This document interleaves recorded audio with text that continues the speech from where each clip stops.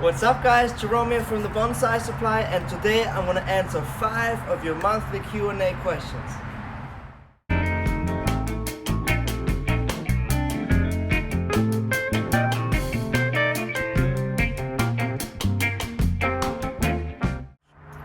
Alright, so this question was in regards to ball cypresses or cypresses in general and their dormant season.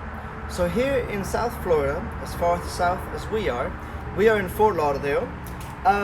All the deciduous trees go dormant in the middle of July, and that's because the first growing season starts around February-ish and ends in around the 1st of July, and that's when all the deciduous trees go dormant. So that's the perfect time for me to go in, wire the tree out, style the tree, and then prep the tree for the next growing season.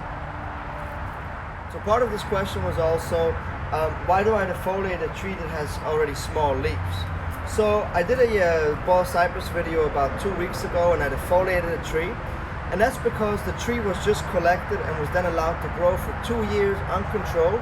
So I had to go in the dormant season, remove all the leaves so that I could see the structure of the tree, and then I wired the tree out.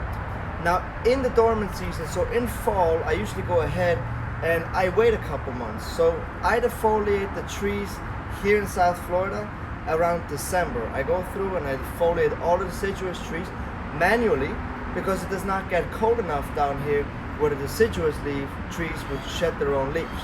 But again, that's for the same purpose, so that I can see the structure of the tree, so I can see the winter silhouette.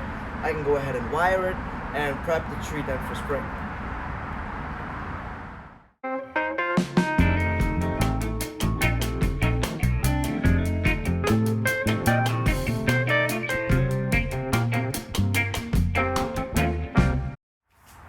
Alright, so this next question was in regards to fertilizer and how to apply it. So both of these fertilizers are applied the same way. Very simple. You just go ahead and you measure the length of the pot like this, and then you just use 1 teaspoon for every 4 inches in length only. So you don't have to do any crazy math. Just measure the length of the pot and then use 1 teaspoon for every 4 inches in length.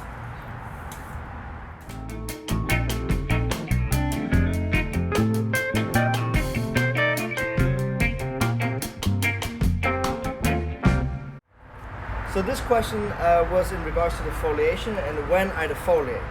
So I don't defoliate every time I work on a tree, but I do defoliate a lot, and that applies to tropical trees and deciduous trees. This is 2 to 3 times where I defoliate the trees. At deciduous trees, it depends on how hot it is and how long the winter is, because here in South Florida it's very, very unpredictable. Sometimes the winters can be longer and sometimes shorter. Tropical trees, like such as a ficus or a vitex, those I defoliate about 3 to 4 times, and that's because they just grow so fast and I want to work on ramification. Now I don't recommend that you go ahead and defoliate any tree. Make sure that the tree is healthy, and again that the trunk has your desired thickness. So once your trunk has your desired thickness and you have the main branches in place, then you can start to defoliate, which will help them develop ramification. Now, when your tree has brown leaves and is very, very sick, for instance, like if you forgot to water your tree for a couple days and you get those crispy brown leaves, I would remove those as well. So it's kind of like a defoliation. You remove all of those damaged leaves just to take the stress away from the tree, so that the tree does not have to focus on trying to save those damaged leaves. So those are the 2 reasons why I defoliate, but I don't defoliate every time that I work on a tree.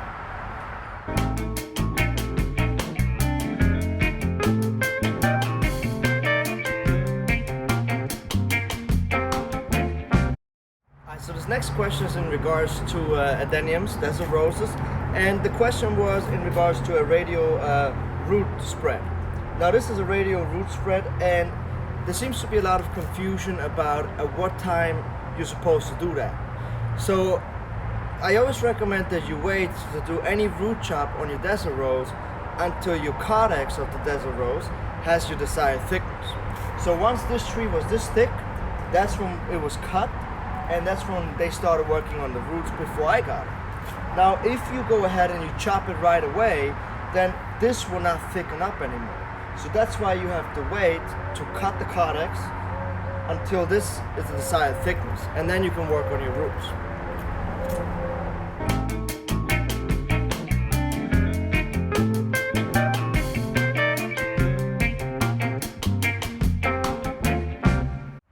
So this next question was in regards to our fellowship program, and since Maria created it, I want to ask her to talk to you guys about it a little more.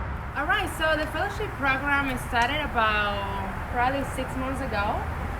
We already have a great 6 volunteers by now, and if you want to be part of it, it's super fun. It's a volunteer base, you don't have to pay anything.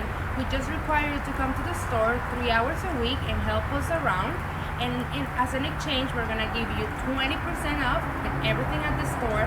You have bi-weekly meetings, training sessions with Jerome, and also you get first tips and everything that is going on at the store or the masters that we're bringing. And it's easier if we just show you with videos what it looks like.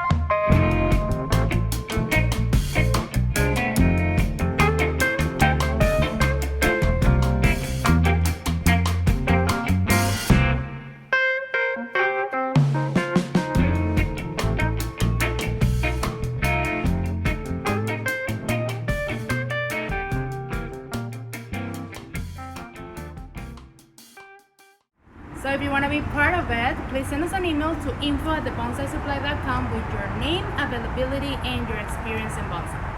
And hopefully we'll see you soon. So I hope I was able to answer your questions. Please subscribe to this channel, and we'll do this next month again where I'm going to answer your questions, and I'll see you guys next time.